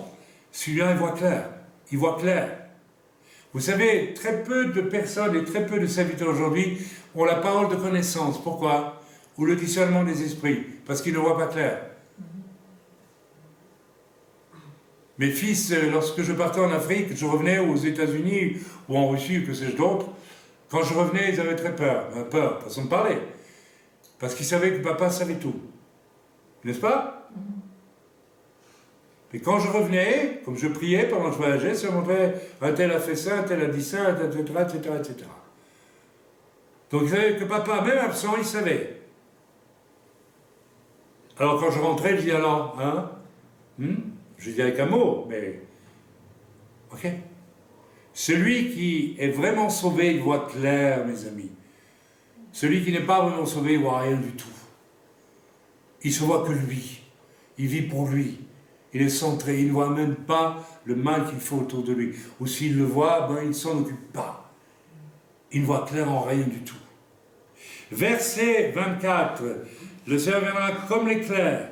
Nous allons de plus en plus vers des ténèbres, et beaucoup n'ayant pas cherché Dieu, de tout leur cœur, ne pourront que vivre Jésus, c'est pas lors de son retour fulgurant, que d'une manière dramatique et désastreuse. Ils vont être détruits, tout simplement. J'espère que ça vous éveille un petit peu. Verset 25, lisons ensemble ce qui est écrit. Mais il faut auparavant qu'il souffre beaucoup. Alors, le Seigneur annonce là autre chose. Il annonce ce qu'il va vivre à Golgotha, n'est-ce pas, à ses disciples. Amen. Mais il faut qu'il souffre beaucoup et qu'il soit rejeté par cette génération. Quand il dit cette génération, pour ma part, je crois que c'est pour la génération au temps de Jésus, mais c'est pour toute la génération du temps de la grâce pour les 2000 ans. Parce que, n'est-ce pas, au temps des souffrances de Jésus, dans tous les temps, il y a eu des individus, hommes et femmes, suffisamment monstrueusement égoïstes pour mépriser ce que le Seigneur a souffert sur la croix. Rien que lorsque l'on nous raconte ce que Jésus a enduré sur la croix, si on a un peu de cœur, on se convertit. On dit, c'est pas possible. De ma faute, il a vécu tout ça. C'est clair. À l'instant même, on fait tchouva, on dit, c'est pas possible. Évidemment, si on n'a pas de cœur, et qu'on ne cherche pas Dieu de tout son cœur, on s'en fiche. Moi, ça m'écorche les lèvres de dire, on s'en fiche. Comment un humain peut-il se dire chrétien, on est dans une église, il y en a. Et en réalité, il se fiche de ce que Jésus a fait sur la croix pour eux. Parce qu'ils sont plus importants à leurs propres yeux. Il est là le grand problème de l'homme aujourd'hui. J'ai plus d'importance, moi c'est important. Alors ce que Jésus a fait, bon ben c'est très bien, tu l'as fait, magnifique, alléluia, on t'applaudit, mais tu l'as fait, c'est tout. Ça s'arrête là. Ça ne change rien dans ma vie. Je ne me sens pas concerné. Ou alors intellectuellement, oui, on m'a dit que tu m'as sauvé, d'accord, alléluia, je l'accepte. Mais dans mon cœur, ça n'existe pas. Dans ma conscience, ça n'existe pas. Dans ma vie bouleversée, transformée, ça n'intervient pas. Ça ne se voit pas. Ça ne s'entend pas. Lorsque j'ai accepté le Seigneur, j'étais un homme de théâtre. Je travaillais dans un spectacle qui avait reçu le prix Europaliard du meilleur spectacle de l'année. Un excellent spectacle aux yeux du monde. Et le jour où j'ai accepté le Seigneur, le lendemain, je suis allé, non pas au culte, mais au théâtre pour une répétition. Et lorsque je suis entré, une des comédiennes est venue vers moi, elle m'a dit, mais qu'est-ce que tu as aujourd'hui? Pardonnez-moi de le dire, mais c'est ce qui arrive à toute personne vraiment née de nouveau. Elle m'a dit, mais tu es beau. Elle m'a dit, mais qu'est-ce qui t'arrive? Tu rayonnes, tu as une lumière sur toi, c'est quoi? Je lui dis, moi j'ai rencontré Jésus. Elle a hurlé, elle est allée vers les autres, elle a dit, Michel, c'était le nom du metteur en scène, il est fou, il a rencontré Jésus, il est là. Et puis il y avait de la haine, une haine qui est sortie contre ce bonhomme, alors qu'elle me trouvait beau. Elle m'a demandé, mais qu'est-ce qui fait que tu... Enfin, je ne vais pas dire que j'étais... Mais vous voyez ce que je veux dire, nous le savons tous, quand nous achetons le Seigneur, il y a une beauté. Quand je vois la lumière sur le visage de ma sœur Hélène, qui a accepté le Seigneur il y a quelques mois seulement, je sais qu'elle est sauvée. Il y a la lumière de Jésus sur sa face. Amen. Sauf si elle fait des bêtises, et là, elle demande pardon. Hein, comme tout le monde, moi aussi. Amen. Voilà. Mes amis, seul, n'est-ce pas, voilà, verset 25, mais il souffre beaucoup, il doit souffrir beaucoup, et qu'il soit rejeté par cette génération. Mes amis, dans toutes les générations, il y a eu des hommes qui l'ont rejeté. Et jusqu'à la fin, il y a des hommes qui le rejetteront, ou qui feront semblant de l'avoir accepté. C'est très clair. Quand les vies ne changent pas, et qu'on doit tous les 6 mois dire à quelqu'un, mais tu fais encore les mêmes choses, ben, tout simplement, cette personne n'est pas née de nouveau. Cette personne est centrée sur elle, et Jésus n'a pas bouleversé sa vie. Seul l'égoïsme monstrueux de bien des humains les rend indifférents à ce que Jésus a subi sur la croix. Comment peut-on être indifférent à ça? Crucifié dans sa chair, boxé par des brutes alors qu'il avait un voile sur le visage, enfin, je ne sais plus trop quoi, un vêtement. Le Fils de Dieu, Jésus, par des Romains alors qu'il était juif, flagellé avec le dos complètement ouvert, moqué avec des gens au pied de la croix qui disent « Mais si tu es le Fils de Dieu, mais descends de la croix !» Et pendant ce temps-là, il est en train de payer mes fautes à moi, tes fautes à toi, tes crimes, tes mensonges, ton hypocrisie, ta sournoiserie, ta rébellion, depuis ton enfance. Il y a des enfants terribles, vous savez, aujourd'hui, de plus en plus. Pourquoi vous croyez que c'est comme ça? Parce que nous vivons dans des temps terribles. Terribles. Et qu'il y a des puissances démoniaques qui sont de plus en plus relâchées. Et tout ça, Jésus l'a porté. Il a bu la coupe jusqu'à la lie. Pour moi. Et moi, je suis indifférent. Eh bien, ces gens-là, n'est-ce pas, ils stationnent pitoyablement devant les portes du salut, sans y entrer jamais, en fait. Or, les portes du salut, mes amis, elles sont saturées de sang, le sang de Jésus, qui nous purifie de nos péchés. Et nous devons passer à travers ça pour être purifiés de nos péchés.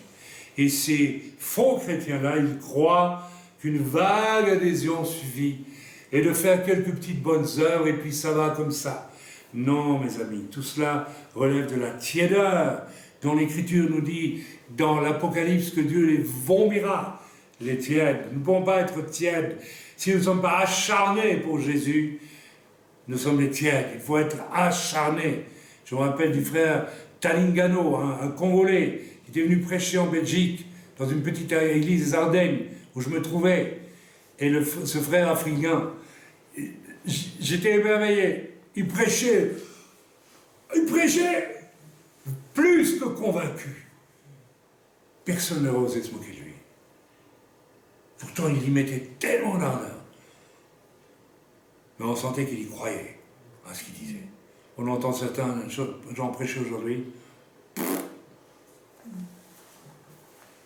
L'indifférence. Est-ce que je suis de cela? Est-ce que je suis de cela? Lisons maintenant les versets 26 à 29, si vous voulez bien me relever. Ce qui arriva du temps de Noé, on sait tous ce qui est arrivé du temps de Noé, n'est-ce pas? On connaît l'histoire. Arrivera de même au jour du Fils de l'homme. Les hommes mangeaient, buvaient, se mariaient, leurs enfants s'amusaient, rigolaient, faisaient la fête, etc. Allaient à leurs occupations, n'est-ce pas? Disant d'abord mes occupations, Dieu après. De plus en plus, on a des gens aujourd'hui qui sacrifient le jour du Seigneur pour aller travailler. Mais chrétiens, mais je ne peux pas dire à mon patron que mais tu ne l'as même pas demandé. On a de plus en plus de gens comme ça. Bon, je sais, il y en a parmi nous, c'est impossible de faire autrement. C'est insuffisant. Mais là c'est quand c'est impossible. Mais il y a des gens pour qui c'est possible, mais qui, non, pour gagner un peu plus de sous, ou il y en a d'autres parce qu'ils devraient renoncer. N'est-ce pas? Moi, j'ai renoncé au théâtre. Je gagnais ma vie avec ça. Ma femme a renoncé à une source de revenus importante, puisqu'elle pouvait devenir professeure à l'Académie des Beaux-Arts de Liège, puisqu'elle était une des meilleures en peinture. Elle a renoncé à tout ça, on a renoncé. On dit, Seigneur, voilà, on est nus devant toi, on renonce à tout. Maintenant, voilà, c'est toi qui décides, et Dieu a décidé, et il a bien décidé. Il y a des gens qui ne refusent jamais rien, qui ne renoncent jamais à rien du tout. Non, Dieu c'est après, il faut d'abord que j'organise mon business à moi, n'est-ce pas? Je vais continuer à faire du théâtre parce que tu comprends, ça marche pour moi, j'ai du succès, et puis je gagne ma vie. Et puis je parle un petit peu du Seigneur aux gens, et puis ils vont se calmer, ils vont calmer leur colère, et puis j'irai de nouveau jouer comme si de rien n'était, n'est-ce pas? Hypocrite, tu sais très bien que tu ne peux plus le faire. Tu ne peux plus mettre les pieds dans un théâtre et jouer comme tu jouais avant, ce n'est plus possible. Tu ne peux plus aller à l'Académie des Beaux-Arts où les professeurs étaient occultes, étaient entraînés, je parle à mon épouse ici, à des choses mauvaises, tu le sais, même si c'était bien fait, et amené avec...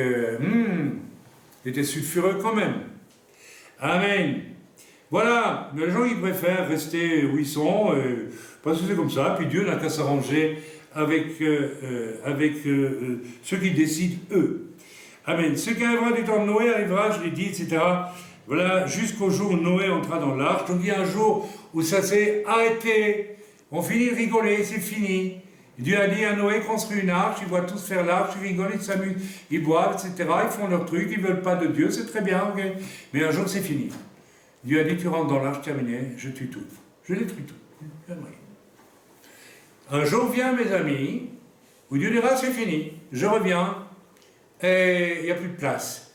Tu pourras courir dans tous les sens pour essayer de récupérer ton vêtement, etc., etc. Malheur aux femmes enceintes, dit l'Écriture, etc. Malheur à elles, ce jour-là. Priez que ces choses n'arrivent pas en hiver. Eh bien oui, que le retour du ciel n'arrive pas en hiver, parce que là, ça veut dire que la terre va être tellement bouleversée que des gens se retrouveront, n'est-ce pas, peut-être en bikini, transportés sans faire exprès, ou bien on aura des bouleversements climatiques qui amènera le froid, ou je ne sais pas quoi. Ça sera terrible, tout ce qui va arriver. Amen. Voilà, on continue la lecture. Voilà, ce qui arriva du temps de Lot. Alors ici, on en arrive à Lot. On connaît tous l'histoire de Lot, qui habitait aux portes de Sodome. Sodome, c'était une ville d'abomination et de corruption. Je n'ai pas besoin de vous décrire, vous connaissez. Et Dieu a détruit Lot par le feu, un feu du ciel. Et quand on va dans la région de Sodome, qui se trouvait pas tellement où on le situe aujourd'hui en Israël, mais plutôt en réalité de l'autre côté du Jourdain, en Jordanie, on se rend compte que en réalité la terre a été grillée comme par une bombe atomique. C'est le même effet. Tout a été réduit en cendres, mais d'une façon, on dirait atomisée. Vous savez, Dieu, là, il a la capacité d'amener un feu nucléaire sur un endroit, s'il le veut. Il n'y a pas de souci avec ça. Alors, le jour où Lot sortit de Sodome, une pluie de feu et de soufre tomba du ciel et les fit tous périr. Il en sera de même le jour où le Fils de l'homme paraîtra. Donc, on traduit le jour où Jésus va paraître, il y aura probablement une destruction nucléaire de la terre abominable. Mes amis, je voudrais rappeler ici une prophétie. Je n'ai pas donné tant de prophéties que cela dans mon ministère, en 38 ans maintenant, mais je me rappellerai toujours d'une prophétie que j'ai donnée, ça devait être dans la région de Thüringen, en Suisse alémanique. J'étais invité à un rassemblement de serviteurs de Dieu, il y avait des Américains, des Suisses, des Allemands, et puis je crois qu'on était, nous, les seuls Belges, ou belgo-israéliens, je ne sais pas, on n'était pas encore israéliens à l'époque. Et on a fait monter sur l'estrade tous les pasteurs, ou les évangélistes, les prophètes, enfin un peu tout, de chaque nation, pour prier pour eux. Et moi j'étais au fond de la salle quand les pasteurs allemands sont montés sur l'estrade. Mes amis, recevoir une prophétie de la manière dont je l'ai reçue, c'est indiscutablement quelque chose de puissant. Ou alors je suis un homme possédé du diable, ou ce que je ne crois pas, mais j'ai vu, quand les pasteurs allemands étaient sur l'estrade, une machine à frapper, imprimée lettre par lettre dans mon esprit, une prophétie qui disait « Allemagne, Allemagne, plus que tous tes actes, la Shoah, ce que j'ai contre toi, et pourquoi tu ne t'es pas repenti, ce sont les paroles d'un prince des ténèbres, Adolf Hitler, bien sûr. Et parce que tu ne t'es pas repenti de ces paroles-là, hautement blasphématoires, je te détruirai par le feu. Terrible de dire ça. Hein? Mais vous, les pasteurs, quand ces choses arriveront, je vous transformerai en torche de feu de mon esprit, et le reste de ce peuple qui n'aura pas été détruit tournera ce regard vers vous et sera sauvé. Un petit reste. Quand j'ai reçu cette prophétie, il y a eu un silence. Les pasteurs allemands sur l'estrade avaient les larmes aux yeux, et ils m'ont dit simplement ceci: « Es ist richtig, Bruder. C'est vrai. C'est vrai. Ça doit arriver. » C'est eux qui l'ont dit. Quand j'ai transmis ces prophéties à un prophète qui préfère manger des calissons d'Aix ou des madeleines, non pas de Proust, mais du magasin, et qui a donc des prophéties comme ça, très aimables tout le temps, vous voyez? Ce genre de prophète dont je me méfie pour ma part beaucoup. Genre de prophète souple, qui s'adapte partout, qui a toujours 36, il y a 36 personnes à la salle, il y a 36 prophéties, mais ce genre.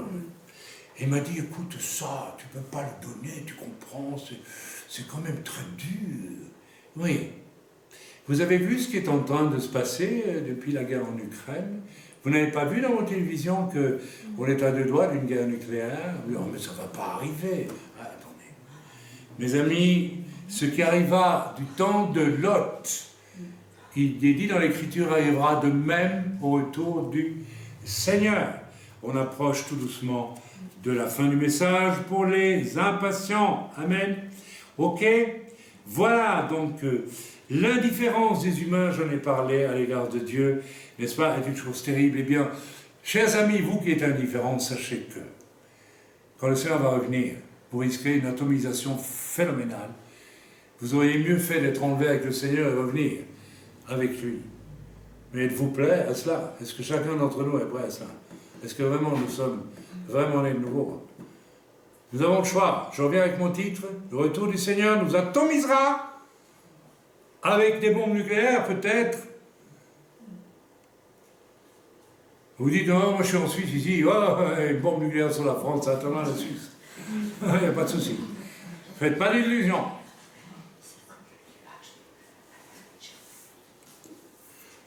On va terminer notre message ce matin. Luc 17, verset 33, nous allons lire ensemble cette fameuse écriture. Celui qui cherchera donc en ce jour à sauver sa vie la perdra.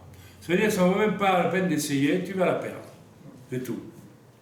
Si tu paniques et que tu veux te tirer d'affaire ce jour-là, ben tu vas mourir. Tu vas mourir, tu vas la perdre ta vie. Et celui qui la perdra la retrouvera. Ça veut dire que je peux faire quelque chose ce jour-là pour... Alors on va réfléchir un petit peu à ce que ça veut dire. Bon, là, il y a une dimension au premier degré, là, que je viens un peu de vous énoncer. On va aller plus en profondeur. Ok? Mes amis, il y a 1000 façons de garder sa vie et puis de la perdre. On a déjà prêché là-dessus 100 fois. Ok? Si du cœur, je ne viens pas à Dieu pour une vie nouvelle, ça veut dire que je garde ma vie. Je suis égoïste, je garde ma vie pour moi. Une fois que je suis né de nouveau, ma vie n'est plus pour moi, elle est pour Dieu et pour les autres. Elle est pour Dieu et pour les autres. Je répète, elle est pour Dieu, qui fait ce qu'il veut de ma vie, et elle est pour les autres. Or, on constate que beaucoup de gens, ils disent chrétiens, leur vie est pour eux, et puis c'est tout, ça s'arrête là. Et c'est très répandu, immensément répandu, je le vois, je l'ai vu pendant les années, je le vois de plus en plus. Chez les hommes notamment. Il y a plus de femmes qui ont la foi et qui sont consacrées à Dieu aujourd'hui dans les églises, mais ça a toujours été apparemment. Voilà, au jour ultime du retour du Seigneur, si nous sommes encore à vouloir chercher notre seul avantage, notre seul plaisir, notre seule sécurité, en nous fichant complètement aussi du mal que nous faisons aux autres, quelquefois, si nous sommes toujours à vouloir chercher le bonheur pour nous-mêmes et notre sécurité terrestre, en ayant négligé notre sécurité céleste dans un vrai salut en Yeshua, n'est-ce pas, Jésus qui revient ne nous sera d'aucune utilité. Relisons le verset 24, nous l'avons lu, enfin voilà. Car comme l'éclair resplendit et brille d'une extrémité du ciel à l'autre, ainsi sera le Fils de l'homme à son jour.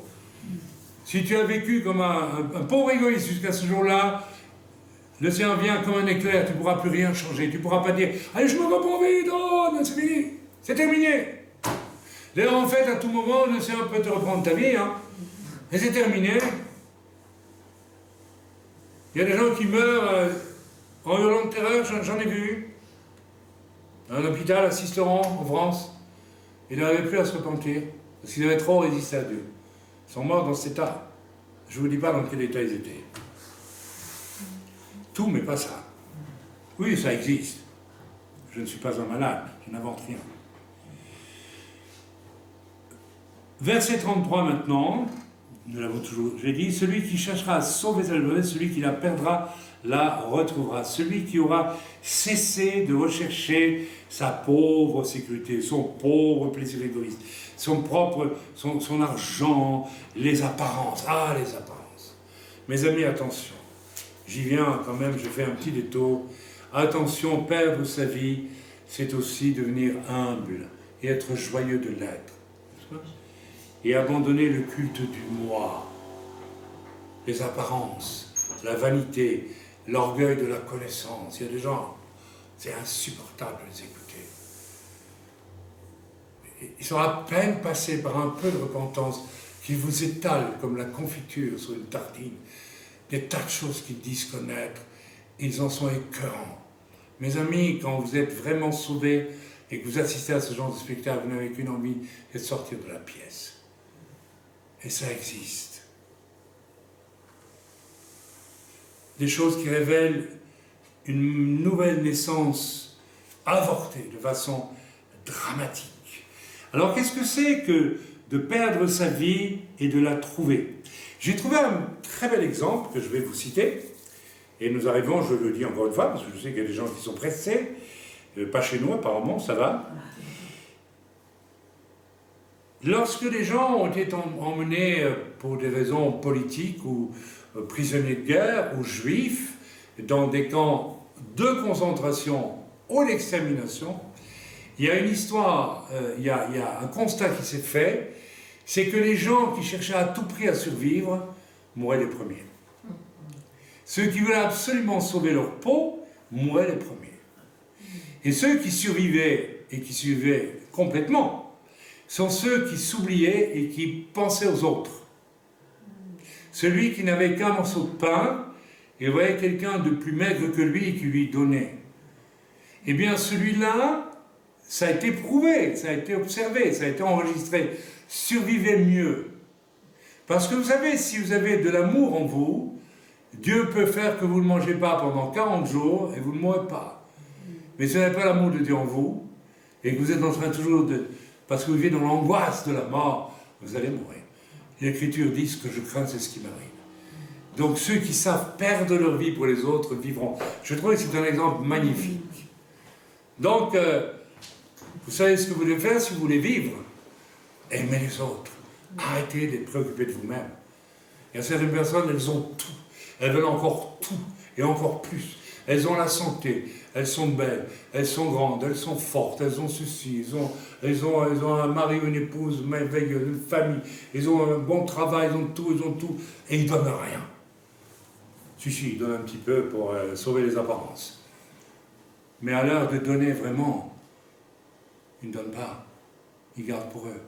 Ils sont déjà morts et ne le savent pas. Vous voulez mourir rapidement? Faites comme ça, vous êtes déjà morts. Amen. Mes amis, j'espère que vous comprenez que ceci... Alors, j'ajouterai, je vais terminer par ça, que ceci aura aussi quelque chose à voir avec la fameuse marque de la bête, qui, une fois acceptée par confort égoïste, et rassurez-vous, soyez effrayés, si vous en êtes encore à vous privilégier vous, lorsqu'on manquera de tout sur la terre, parce que l'Antéchrist contrôlera tout ce qu'il y a sur la terre, vous prendrez la marque de la bête. Vous la prendrez. Vous dites que non aujourd'hui, si vous n'êtes pas les nouveaux. Si vous n'aimez pas Dieu plus que votre vie à vous, si vous n'aimez pas votre prochain plus que vous, la marque de la bête, vous l'avez déjà en fait. Vous l'avez déjà moralement, la marque de la bête. Et vous la prendrez. Et vous ferez pire que ça. Vous vendrez des chrétiens pour obtenir des avantages. Oui, vous le ferez. Ce sont les chrétiens qui vendront d'autres chrétiens dans les temps de la fin. Oui, absolument. Parce que ces faux chrétiens seront retournés dans le monde, en réalité, qui n'ont jamais vraiment quitté. Vous savez, vous pouvez lever la main tant que vous voulez, aller dans une église tant que vous voulez, on a vu ça parmi nous. Un jour ou l'autre, la vérité vient au grand jour. Et certains n'ont jamais fait autre chose que d'être dans l'église sans quitter du cœur le monde. Et si vous êtes dans l'église en apparence, et même en réalité, mais que votre cœur est encore dans le monde, vous n'êtes jamais entré dans l'église. Vous vivez dans les apparences et vous prendrez la marque de la bête. Je ne vais pas relire le passage dans Apocalypse chapitre 13, versets 11 à 18, n'est-ce pas? Eh bien, ceux-là perdront tout et perdront surtout définitivement l'accès au salut en Yeshua. Un salut qui leur a été proposé. Nous avons vu un jeune homme, n'est-ce pas, qui pendant 20 ans, dans une de nos familles, n'est-ce pas, a fait semblant de vouloir suivre le Seigneur. Aujourd'hui, il a pris la décision de vivre selon ce qu'il veut vraiment. Aujourd'hui, il est dans le monde et il le dit ouvertement, oui, je pêche. Ok? C'est ton choix. Il est allé au bout de sa tentative d'essayer de sauver les apparences pendant des années. Mais mes amis, aujourd'hui, l'Esprit de Dieu passe. Vous savez, on parle de l'onction d'Élie qui rétablit toutes choses. L'onction d'Élie est relâchée aujourd'hui, à travers des hommes de Dieu qui prêchent vrai. Et l'onction d'Élie, elle vous conduit à la vérité. Elle vous rétablit dans la vérité, qui est votre vérité. Soit vous êtes un fauderche de cœur, et vous êtes dans l'église, soit vous êtes même le plus rien du tout de chrétien, comme moi, mais vous êtes dans le cœur de Dieu. Il n'y a pas de place entre les deux. Ceux-là vont perdre l'accès au royaume de Dieu, au salut d'abord, et puis ils perdront l'accès au royaume de Dieu que Jésus, le royaume que Jésus va installer sur la terre à son retour. Ainsi, nous pouvons dire que l'amour de soi nous condamne. L'amour de Dieu et du prochain est vraiment une chose qui est au cœur de notre salut. Sans cet amour pour Dieu qui se manifeste, qui se voit, et pour notre prochain, et nous avons des tests, où nous voyons très bien si nous aimons notre prochain ou si on se fiche du prochain. Soyons honnêtes, arrêtons de tourner autour du pot. Nous avons nos actes tous, et nous savons très bien. Vous savez, quand je suis fatigué, très fatigué, et que quelqu'un vient sonner à la porte, ou me sonne au téléphone, ma première réaction, quelquefois, c'est de dire « Oh, je suis fatigué ». La deuxième, c'est de dire « Non, je vais l'écouter ». Pourquoi? Eh bien, parce que j'appartiens à un royaume où on fait passer l'autre avant soi. Je ne suis pas indifférent, j'essaie de ne pas l'être en tout cas. Amen. L'amour de soi est absolument opposé à l'amour de Dieu et de son prochain. Et au verset 30, eh bien, voilà, il sera, enfin voilà, j'abrège, je termine, il sera à ce moment-là, et ce moment vient, mes amis, le moment où Jésus va revenir. C'est pas tout de suite, mais ça s'approche. Il sera trop tard pour sauver quoi que ce soit et qui que ce soit, y compris de sauver la vie physique et d'obtenir le salut en Jésus. Ce sera trop tard. Je vous rappelle, et je termine par là, l'histoire de la femme de Lot. Vous la connaissez, l'histoire de la femme de Lot. Au dernier moment, alors que l'ange lâchait avec son mari et ses enfants à Sodome, la ville de la débauche absolue, de la corruption totale, que Dieu allait détruire. C'est incroyable. Le Seigneur va venir, il va détruire, et le Seigneur essaie encore d'arracher des gens aujourd'hui à leur cœur dur, égoïste, ou à leur mondanité. Et qu'est-ce qu'a fait la femme de Lot? Elle a révélé l'état de son cœur. Elle n'a pas pu s'en empêcher. Alors que Dieu l'a tirée hors de là pour la sauver, elle s'est retournée, parce que dans son cœur, elle aimait Sodome. Elle aimait le monde. Alors qu'elle voyait un ange qui venait l'arracher pour la sauver avec sa famille. Mais ce qu'il y avait au fond de son cœur a été révélé, a pris le dessus. Mes amis, ce qu'il y a au fond de votre cœur dans les temps que nous vivons sera automatiquement, et ça l'est déjà dans certaines de vos vies, et vous êtes assez aveugles et assez inconsidérés que pour vous tourner vers Sodome, elle a été transformée en statue de sel. L'ange de l'Éternel voulait la sauver et lui préserver une vraie sécurité, une bénédiction de Dieu, avec un cœur renouvelé, mais son cœur appartenait encore au monde. Et il en sera de même au jour du jugement final qui vient, quand Jésus va revenir. Vous pourrez faire ce que vous voulez, la vérité de votre cœur sera révélée. Et si vous n'êtes pas né de nouveau et que vous n'appartenez pas vraiment au domaine du règne de Dieu dans vos cœurs, vous serez détruits. Si nous n'avons pas choisi le règne du spirituel en priorité absolue, si nos regards ne sont pas encore axés sont encore axés sur le matériel ou les choses superficielles qui nous plaisent, qui nous conviennent, mais que nos regards ne sont pas tournés vers Dieu, nous serons détruits, nous serons atomisés par la présence de Dieu lui-même.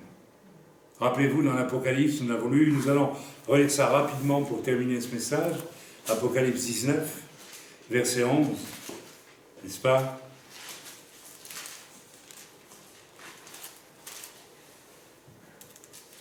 Puis je vis le ciel ouvert, et voici par un cheval blanc, celui qui le montait s'appelle fidèle et véritable. Et il juge et combat avec justice. Tu ne pourras pas échapper, mon ami. Reste comme tu es. D'accord, fais semblant d'être chrétien. Mais sache qu'un jour tu vas être confronté avec celui qui revient et qui est fidèle et juste. Et là, mon cher ami, tu ne pourras pas y échapper. Ses yeux étaient comme une flamme de feu. Sur sa tête étaient plusieurs diadèmes. Moi, je préfère être sur un des chevals blancs qui revient avec le Seigneur que d'être en face du Seigneur lorsqu'il me regardera avec des yeux de feu, avec une épée qui sort de sa bouche et qui tue. Jésus, il va faire ça? Oui, il va faire ça. Pourquoi? Parce que c'est écrit. Vous n'en voulez pas? C'est votre droit. Vous pouvez dire que je suis fou de prêcher ça, mais moi, c'est écrit. Et je connais Jésus. Choisissons aujourd'hui, une fois pour toutes, mais pas seulement de la tête, du cœur, s'il vous plaît. Si c'est nécessaire, regardons en face la laideur de nos vies. Soyons sincères, soyons honnêtes. Nous savons très bien là où nous avons désobéi à Dieu. Un des tests, je le répète, lorsque quelqu'un vient au Seigneur, le Seigneur, comme il a dit au jeune homme riche, va, vends tout ce que tu as et suis-moi. Ça veut dire, quitte le monde dans lequel tu as vécu jusqu'à aujourd'hui. Tu ne peux plus être lié aux mêmes personnes. Tu dois rentrer dans quelque chose de nouveau. Si vous avez désobéi à Dieu, si vous avez magouillé votre propre solution, là où Dieu attendait que vous obéissiez, vous ne pouvez pas être né de nouveau, c'est impossible.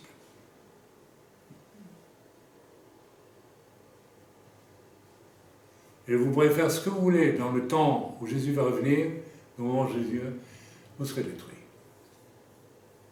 Parce que vous n'aurez pas été enlevé pour revenir avec lui sur la terre au bon moment. Voilà. Je lance ce message comme un cri, mes amis. Non, je ne vous parle pas d'un Jésus bon, et il est bon, bien sûr qu'il est bon. Plein d'amour, bien sûr qu'il est plein d'amour. Mais vous savez, c'est le même Jésus qui a renversé les tables des marchands, ils faisaient leur commerce là, en disant, vous avez fait de la maison de mon père une maison de voleurs, alors qu'elle doit être une maison de prière. Comment pouvais-je continuer à faire pour ma part du théâtre, puisque j'étais avec des gens qui étaient anti-Dieu? Continuer à rester dans ce milieu, revenir à me mentir et à mentir. Comment se dit que beaucoup de gens aujourd'hui veulent être sauvés, mais en cherchant leur propre solution. Vous êtes sur une très mauvaise voie et vous le savez parfois. À vous de voir. Alors la réponse, c'est vous qui l'avez dans votre cœur ou qui ne l'avez pas. Moi, je ne peux pas vous obliger, personne, Dieu ne vous obligera pas non plus, et moi encore, bien moins, puisque je vous oblige, moi. Mais le Seigneur parle dans le cœur ce matin. Est-ce que oui ou non, je dis oui à Dieu de tout cœur? Oui, Seigneur, j'abandonne ma vie égoïste, centrée sur moi, avec tout ce que ça implique de choses blessantes directement pour mon entourage, pour les autres. On sait très bien, il y a des gens, vous devez les reprendre tous les mois, toutes les semaines, tous les jours parfois. Ils ne sont pas nés de nouveau. Ils n'ont pas été bouleversés par l'amour de Dieu. Ils n'ont pas été noyés par cet amour à travers une réelle rémission, une véritable repentance. Ils ne sont pas tombés à genoux devant Dieu. Ils n'ont pas voulu, ils ne veulent pas. Ils ne sont pas sauvés. Alors voilà, je vous laisse avec ce message. Peut-être nous allons prier, je vais prier humblement et modestement, moi qui suis un homme pécheur, imparfait, mais qui subit aussi des injustices à cause d'hommes imparfaits, qui cherchaient à m'attribuer des choses que je n'ai pas faites, qui n'ont pas cherché à connaître vraiment le fond des choses. Mais, comme tu me l'avais dit, Seigneur, avant que je ne sois sauvé, tu me l'avais dit un jour, une année avant ma conversion. Tu m'as dit que j'allais en enfer. Et j'ai reconnu du fond du cœur que c'était juste. Je savais que je méritais l'enfer. Au moins je savais cela. Et c'est du cœur et de ma conscience que je t'ai répondu, oui, c'est vrai, je le mérite. Seigneur, j'étais sur le bon chemin. Je ne me suis pas caché la vérité. Je n'ai pas cherché à l'édulcorer, à la couvrir de dorures, à me saouler dans des recherches mysticaux, je ne sais tout quoi. À vouloir faire le malin avec un arbre de connaissances. Je me rappelle encore de ma bibliothèque de 3000 livres qui était comme de la cendre devant moi, comme quelque chose de mort. Je te remercie encore, Père, parce que tu m'as montré la vanité de mon existence, de mon être, ma vie de péché, ma vie de mauvaise pour toi. Et tout cela malgré que j'avais été élevé dans des bons principes. Mais j'avais violé tous les bons principes que l'on m'avait enseignés. Oui, comme un rebelle. J'ai connu le mal et j'en ai eu honte. Et j'ai crié à toi de tout mon cœur. Et tu m'as sauvé. Mais tu as exigé aussi que je répare tout ce que j'avais à réparer. Et je l'ai fait. Parfois c'était très dur. Ça m'a coûté beaucoup. Mais ainsi tu m'as dépouillé aussi de ma fierté, de mon orgueil. Et je t'en remercie, Père. Aujourd'hui je vois le bénéfice de tout cela. Pardonne-moi mes erreurs. Pardonne-moi mes péchés. Pardonne-moi mes fautes. Je sais que tu me perfectionnes encore et que j'ai encore du temps pour être rendu parfait, puisque tu as dit dans ta parole que tu veux nous mener à la mesure de la stature parfaite de Christ. Christ qui revient, le roi de Dieu revient, pour juger et détruire tout ce qui ne lui appartient pas, tout ce qui se refuse à lui. Et il en a le droit, parce que toute la création a été faite par lui et pour lui. Il en est le propriétaire. Et ma vie ne m'appartient pas, elle appartient à Jésus. Seigneur, que nous puissions te prier, chacun là où nous nous trouvons aujourd'hui, de cette façon, si c'est nécessaire. Merci, Père.